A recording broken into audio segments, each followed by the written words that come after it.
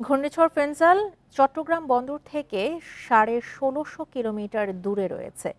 আজ সন্ধ্যায় ভারতের উত্তর তামিলনাড়ুতে আঘাত হানতে পারে বলে জানিয়েছে আবহাওয়া অফিস।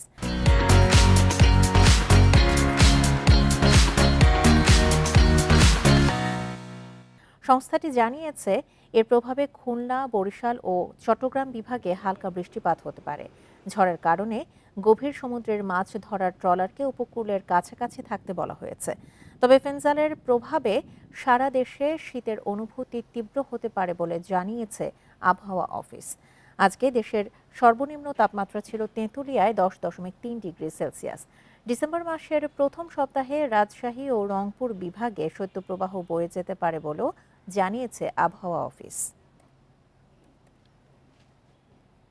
ঘূর্ণিঝড়টি দক্ষিণ পশ্চিম বঙ্গোপসাগরে অবস্থান করছে এবং ক্রমশ উত্তর পশ্চিম দিকে অগ্রসর হচ্ছে এবং আজকে ঘূর্ণিঝড় রূপী সে ভারতের তামিলনাড়ু পুদুচেরি নামক এলাকার দিয়ে উপকূল অতিক্রম করতে পারে।